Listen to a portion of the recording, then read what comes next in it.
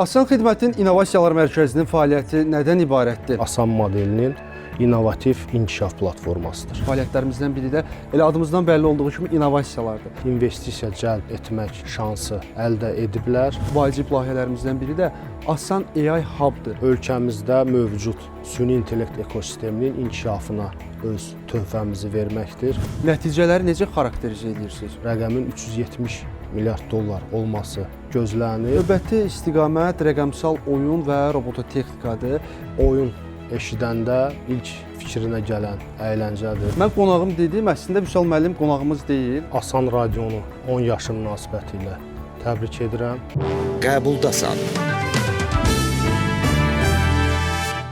Asan Xidmətin İnnovasiyalar Mərkəzinin fəaliyyəti nədən ibarətdir? Ötən dövrdə hansı işlər görülüb? Asan AI Hub nədir və hansı zərurətdən yarandı? İndiyədək neçə Asan viza verilib? Qəbuldasanda bu və digər suallar cavablandırılacaq. Studiyada İlqar Mehmanoğludur. Hər birinizi salamlayıram. Verilişin qonağı Prezident yanında Vətəndaşlara Xidmət və Sosial İnnovasiyalar üzrə Dövlət Agentliyinin tabeliyində İnnovasiyalar Mərkəzinin direktoru Vüsal Rüstəmovdur. Vüsal müəllim, salam, xoş gəlmisiniz. Çox sağ olun, dəvətiniz üçün təşəkkür edirəm. Mən qonağım dedim, əslində Vüsal müəllim qonağımız deyil, həm də ev sahibidir. Bilməyənlər üçün deyim ki, Asan Radio və TV İnnovasiyalar Mərkəzinin tabeliyində fəaliyyət göstərir. Biz bugün mərkəzin ümumi fəaliyyəti barədə danışacağıq, ilin yekunları ilə bağlı söz açacağıq. Vüsal müəllim, biz efirlərdə tez-tez məlumat veririk. İstərdim bugün ümumi bütün fəaliyyət istiqamətlərimiz barədə sizdən eşidək. Suallara keçməmişdən əvvəl Asan Radionu 10 yaşı münasibəti ilə təbrik edirəm. Gələcək fəaliyyətinizdə, layihələrinizdə sizə uğurlar arzu edirəm. Asan İnnovasiyalar Mərkəzi olaraq adlandırırıq. 2013-cü ildə Azərbaycan Respublikası Prezidenti yanında Vətəndaşlara Xidmət və Sosial İnnovasiyalar üzrə Dövlət Agentliyinin tabeliyində yaradılıb. Müxtəlif sahələr üzrə fəaliyyət göstəririk və əsas sahələrdən biri sözsüz ki, dövlət xidmətlərində innovasiyaların tətbiqidir. Məqsəd dövlət xidmətlərini daha əlçatan etmək, eyni zamanda xidmət keyfiyyətini qaldırmaqdır.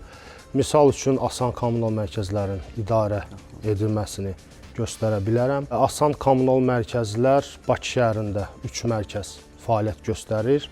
Regionlarda isə Asan Xidmət mərkəzinin daxilində kommunal qurumlar Azəriqaz, Azərişıq və Azərbaycan Dövlət Su Ehtiyatları Agentləri tərəfindən 55 adda xidmət göstərilir. Sözsüz ki, bu xidmətlər asan xidmət prinsipləri əsasında şəffaflıq, operativlik, vətəndaş məmnuniyyətinin təmin olunması əsasında göstərilir.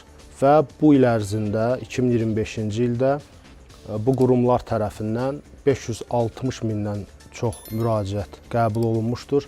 Eyni zamanda İnnovasiyalar Mərkəzi olaraq işçi qruplarda aktiv iştirak edirik. Bu elektrik şəbəkəsinə qoşulma, eyni zamanda su şəbəkəsinə qoşulma və xidmət keyfiyyətini yüksəltmə məqsədi ilə sözü gedən qurumlarla çox sıx əməkdaşlıq edirik. İnnovasiyalar Mərkəzi Asan Ödəniş İnformasiya Sisteminin operatorudur. Digər rəqəmsal layihəmiz Asan Viza sistemidir və bu sistem ölkəmizdə turizm potensialının inkişafında, artırılmasında müstəsna xidmətləri var. Həm də Vüsal müəllim, düşünürəm ki, Asan Viza ölkəmizə gələn turistlər üçün birinci təəssüratda elə ölkəmizlə bağlı. Bu çox vacib bir istiqamətdir ki, elə İnnovasiyalar Mərkəzi bunu öz üzərinə götürüb və düşünürəm yüksək peşəkarlıqla da icra eləyir. Ötən dövrdə nə qədər xidmətlər olub? Neçə nəfərə Asan Viza verilir? Rəsmi statistikaya nəzər salsaq, biz görərik ki, bu viza sistemi başlayandan sonra ölkəmizə gələn turist sayında kifayət qədər artım var. Viza 2 növ verilir. Birinci növ portal üzərindən. Xarici ölkə vətəndaşı 3 gün normal formada, 3 saat isə təcili sürətdə viza ilə təmin olunur. Eyni zamanda 2018-ci ildə müəyyən qrup ölkələr üçün hava limanında da viza verilir və bu günədək 5 milyona yaxın xarici vətəndaş sistemimiz vasitəsilə viza ilə təmin olunmuşdur. Təlimlər asan xidmət modelində önəmli komponentlərdən biridir və tabeli strukturumuz olan Asan İnnovativ İnkişaf Mərkəzi tərəfindən asan xidmət modelində vətəndaş məmurluğu, liderlik, yumşaq bacarıqlar, süni intellekt alətlərindən istifadə və bu kimi innovativ təlimlər təşkil olunur. Bu təlimlər həm asan xidmət əməkdaşları üçün, eyni zamanda digər dövlət və özəl qurumlar üçün əlçatandır. 6-14 yaş qrupundan olan məktəblilər üçün Bilim Azərbaycan layihəsini həyata keçiririk. Layihə Bilim Bakı və Bilim Quba mərkəzlərində keçirilir. Məqsəd bu yaşda olan məktəblərin elmə, innovasiyaya, texnologiyaya, həmçinin sahibkarlığa olan marağını artırmaqdır. Universitet tələbələri ilə gələcək üçün bacarıqlar layihəsi çərçivəsində çalışırıq. Məqsəd universitet tələbələrinin startap ekosisteminə, rahat inteqrasiyasına dəstək olmaqdır. Startap ekosistemi ilə iş üzrə Innoland İnkubasiya və Akselerasiya Mərkəzi məşğul olur və bu il 2 dekabr tarixində Asan AI Hub platforması istifadəyə verildi və missiya ölkəmizdə süni intellekt ekosisteminin inkişafını təşviq etməkdir. Gördüyünüz kimi Asan brendi altında çoxlu müxtəlif layihələr həyata keçiririk. Asan xidmətin ölkə daxilində, eləcə də ölkə xaricində qazanmış olduğu müsbət imic, nüfuz bizə hər zaman böyük bir üstünlük verir. Yəni əlavə olaraq özümüzü təqdim eləməyə ehtiyac olmur və sözsüz ki, bu bizim üçün böyük bir məsuliyyət hissidir. Bir cümlə ilə deyə bilərəm ki, İnnovasiyalar Mərkəzi Asan modelinin innovativ inkişaf platformasıdır. Təşəkkür edirəm Vüsal müəllim. Siz İnnovasiyalar Mərkəzinin fəaliyyət istiqamətləri barədə ətraflı məlumat verdiniz. İndi layihələrimizlə bağlı detallara varmaq istəyərdim. Bizim qeyd etdiyiniz ki, əsas strateji istiqamətlərimizdən, fəaliyyətlərimizdən biri də elə adımızdan bəlli olduğu kimi innovasiyalardır. Ötən dövrdə startapların, gənclərin, uşaqların, tələbələrin, onların innovativ bacarıqlarının inkişafı istiqamətində hansı işlər görmüşük və nəticələri necə xarakterizə edirsiniz? İlkin olaraq qeyd edim ki, biz startap və innovasiyaların formalaşmasını məktəb dövründən başlayıb, növbəti mərhələdə universitet və yekunda real biznesə çevrilmək kimi vahid bir proses kimi görürük və yanaşmamız bundan ibarətdir. Və buna görə də ayrı-ayrılıqda hər mərhələ üzrə layihələr həyata keçiririk. Birinci mərhələ qeyd etdiyim kimi Bilim Azərbaycan layihəsidir. 2021-ci ildə Asan xidmətlə Türkiyənin T3 fondu arasında imzalanmış memorandum əsasında layihə icra olunur. Bilim Bakı mərkəzi 2022-ci ildən və bu il may ayında isə Bilim Quba mərkəzi fəaliyyətə başladı. Mərkəzdə 6 laboratoriya var. Buradakı təlim prosesi biraz fərqli keçir, yəni daha çox praktik tərəfə yönləndirir, eyni zamanda əyləncə formasında keçir və məqsəd də məktəblilərdə texniki fənlərə bu yaşlardan marağı daha da artırmaqdır. Bu günədək ümumilikdə 160 mindən çox məktəblimiz bu təlimlərdən, proqramlardan faydalanıblar. Bilim Quba mərkəzi bu qısa müddətdə 5000-dən artıq Quba, Qusar və Xaçmaz rayonlarından olan məktəblərimiz təlimlərdə iştirak ediblər. Biz sözsüz ki, yalnız Bakı və Quba, Qusar, Xaçmaz regionu ilə kifayətlənmirik və bunun üçün çalışırıq ki, bu təlimlər bütün ölkə şagirdləri üçün əlçatan olsun və keçən il Bilim hər yerdə təşəbbüsünə başladıq. Yəni bu təlimlər səyyar formada göstərilir. İlkin olaraq şübhəsiz ki, Qarabağ regionundan təlimlərə start verildi.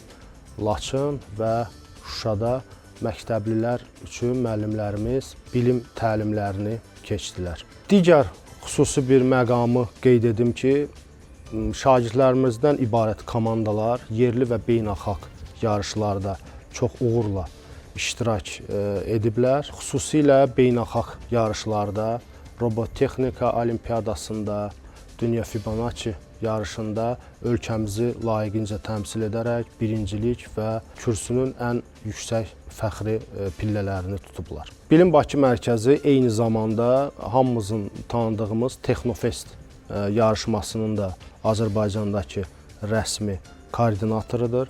Bu yarışlarda iştirakın təşviqi ilə bağlı universitetlərdə müxtəlif info sessiyalar keçirilir. Və bir statistikanı nəzərinizə çatdırım. 2022-ci ildə Azərbaycandan Texnofestdə 1000 komanda üzrə müraciət olmuşdusa, hazırda bu rəqəm 3000, 4000-in üzərindədir. Növbəti mərhələ universitetlərlə işdir və bu fəaliyyətimizi Gələcək üçün Bacarıqlar layihəsi çərçivəsində davam etdiririk. Layihə 2021-ci ildən başlanmışdır. Məqsəd universitetlərin startap ekosisteminə inteqrasiyasına dəstək verməkdir.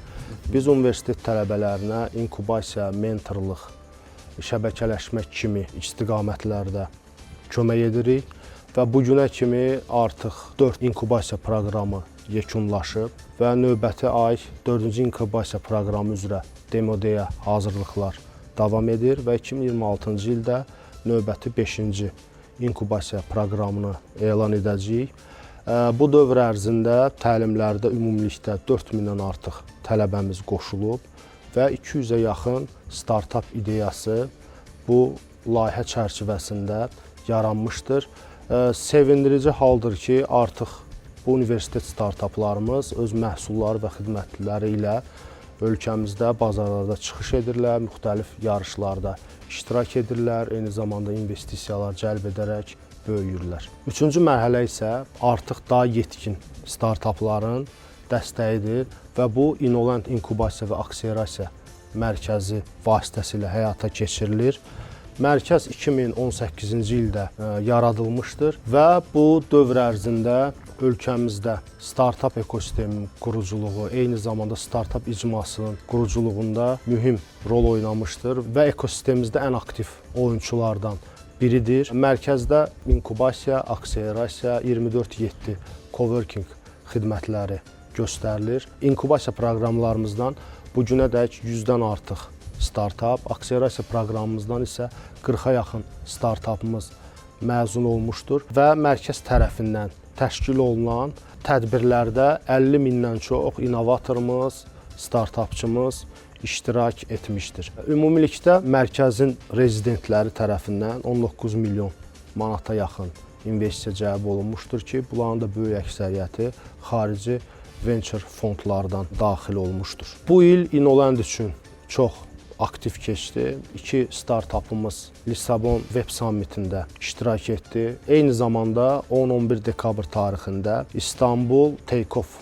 Startup Summitində ölkə pavilyonu olaraq çıxış etdik. Pavilyonda 8 startapla təmsil olunurduq. Bu startaplardan 3-ü Innoland rezidenti, bir startapımız Gələcək üçün Bacarıqlardan universitet startapı və digər 4 startap isə ekosistemimizdə perspektivli startaplardan ibarət idi.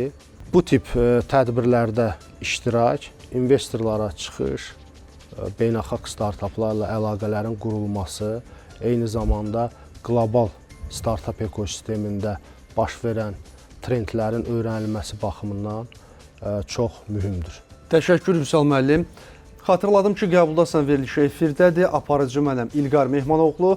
Qonağım, daha dəqiq desəm, müsahibim Asan Xidmətinin İnnovasiyalar Mərkəzinin direktoru Vüsal Rüstəmovdur. Biz mərkəzin fəaliyyəti, gördüyü işlər barədə danışırıq. Söhbətimiz qısa fasilədən sonra davam edəcək. Qəbuldasan. Qəbuldasan davam edir. Studiyada İlqar Mehmanoğludur. Müsahibim Asan Xidmətin İnnovasiyalar Mərkəzinin direktoru Vüsal Rüstəmovdur. Biz mərkəzin fəaliyyəti, gördüyü işlər barədə danışırıq. Vüsal müəllim, növbəti istiqamət rəqəmsal oyun və robototexnikadır. Bizim bu istiqamətdə real işlərimiz var. Beynəlxalq əməkdaşlıq, bir sıra işlər görmüş. Elə istəyirəm ümumiyyətlə bu istiqamətdə gördüyümüz layihələr barədə sizdən eşidək. Rəqəmsal oyun eyni zamanda robototexnika sahəsinə xüsusi önəm veririk. Çünki bu sektorlar qlobal iqtisadiyyatda çox dinamik sahələrdən sayılır və bu sahələrə tələb gündən-günə artır. Oyun sektoruna gəldikdə hər kəs oyun eşidəndə ilk fikrinə gələn əyləncədir. Amma əslində rəqəmsal oyun sahəsi artıq innovasiyalar məkanına, təlim alətinə, sosial platformaya və böyük maliyyə və iqtisadi gücə çevrilmişdir. Əhatə dairəsi gündən-günə genişləndirilməkdədir. Bəzi statistik məlumatları nəzərinizə çatdırmaq istəyirəm. Hazırda dünyada 3 milyarddan artıq oyun oynayan şəxs var.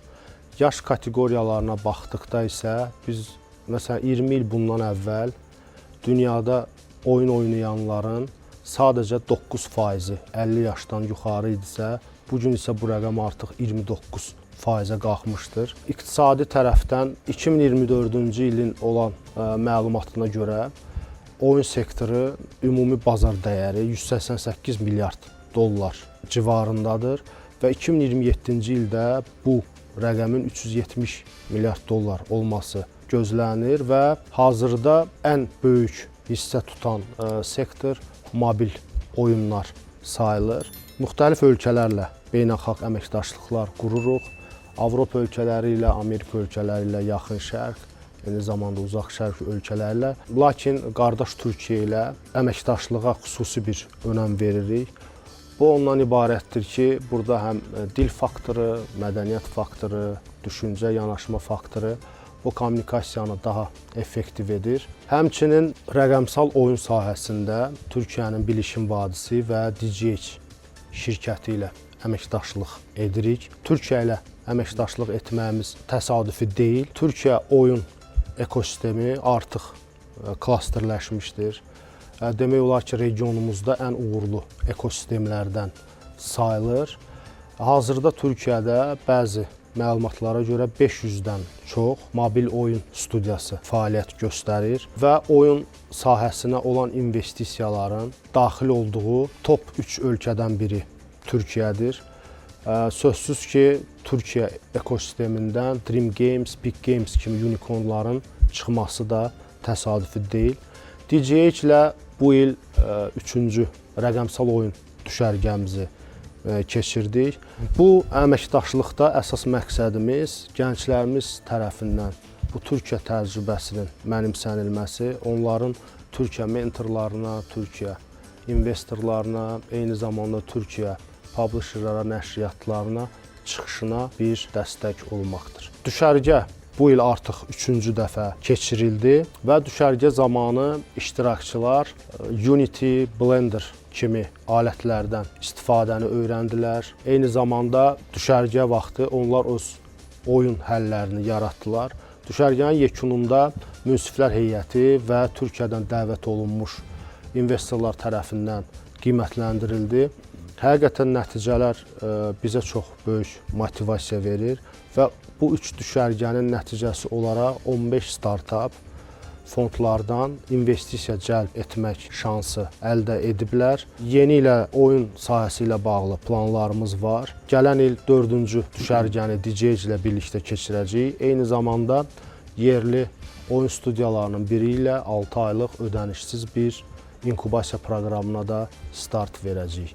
Və inanırıq ki, bu sahə ölkəmizdə sürətlə inkişaf edəcək və bizim oyun startapları, oyun studiyaları dünya bazarına uğurlu oyunları ilə çıxacaqlar. Robototexnika sahəsində Türkiyənin Saha Robotics və Bilişim Vadisi ilə əməkdaşlıq edirik.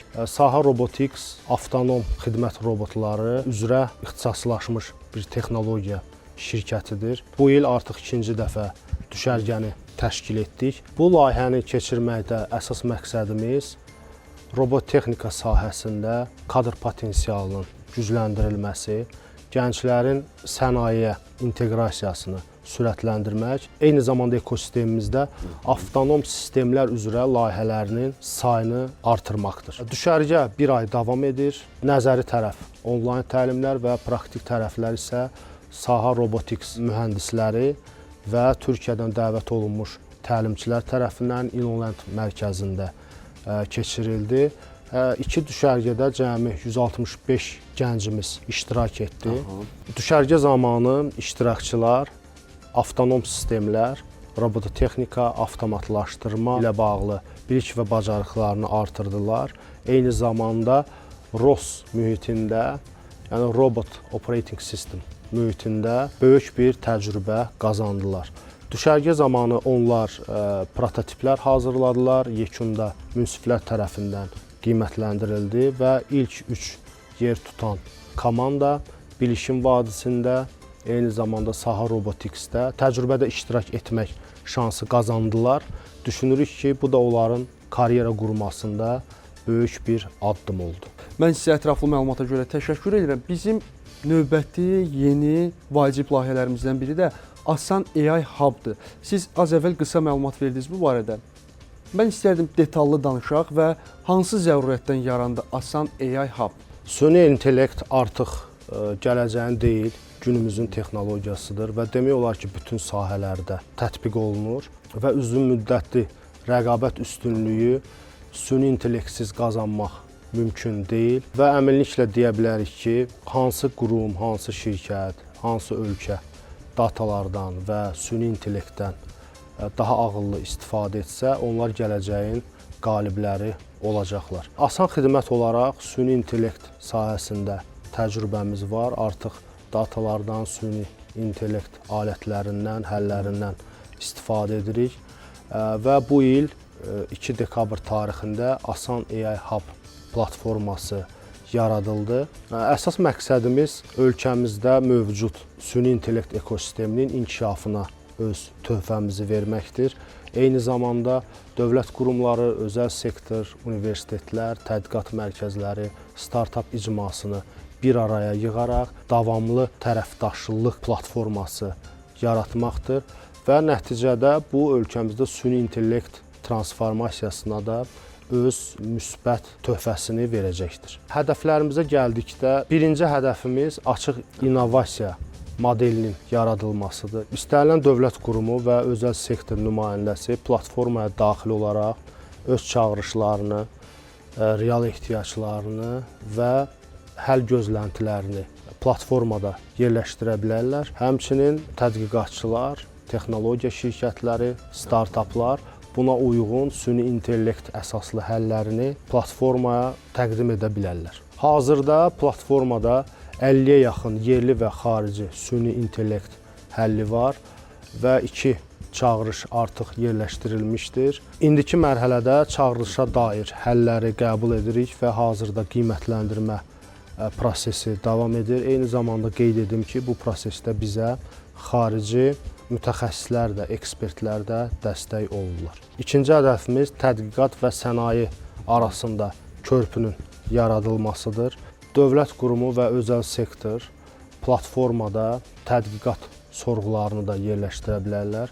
Sonra bu tədqiqat sorğuları tərəfimizdən universitetlərə və tədqiqat mərkəzlərinə yönləndiriləcəkdir. Bu zaman tədqiqatçılar real sektordan gələn sifarişlər üzrə çalışacaqlar. Sözsüz ki, bu tədqiqatların keyfiyyətini artıracaq, eyni zamanda tədqiqatların kommersiyalaşmasına böyük bir dəstək verəcəkdir. Üçüncü əsas hədəfimiz isə süni intellekt savadlığının artırılması, kadr potensialının gücləndirilməsidir. Bu istiqamətdə qlobal platformalarla əməkdaşlıq edirik və platforma istifadəçilərə yüksək keyfiyyətli kurslar təqdim edir. Asan AI Hub hər kəs üçün açıqdır. Yerli və xarici istifadəçilər ödənişsiz olaraq bu kurslardan, bu proqramlardan faydalana bilərlər. Qeyd etdiyim tərəfdaşlardan xüsusilə Gen AI Works-ü vurğulamaq istərdim. Bu platforma dünyada 14 milyon üzvü var və dünyada ən böyük süni intellekt icması olaraq bilinir. Növbəti mərhələdə hədəfimiz bu şəbəkələşmədən yerli startaplarımız, yerli süni intellekt həlləri hazırlayan startaplarımızın faydalanmasıdır. Eyni zamanda qeyd edim ki, Asan İnnovativ İnkişaf Mərkəzində süni intellekt savadlığı, süni intellekt alətlərdən istifadəyə dair fiziki təlimlər də keçirilir. Təlimlər tam ödənişsizdir. Son bir ay ərzində 1000-dən çox iştirakçı bu təlimlərdən faydalanıblar və fürsətdən istifadə edib bütün izləyicilərimizi bu təlimlərdə iştirak etməyə dəvət edirik. Qeyd edim ki, təlimlərdə iştirak üçün heç bir texniki biliyə ehtiyac yoxdur. Yəni Asan Xidmət İnnovasiyalar Mərkəzi sizə sıfırdan öyrədəcək, belə demək olar. Vüsal müəllim, təşəkkür edirəm vaxt ayırdığınıza görə. Qonağımız yox, müsahibimiz olduğunuza görə. Minnətdaram sizə.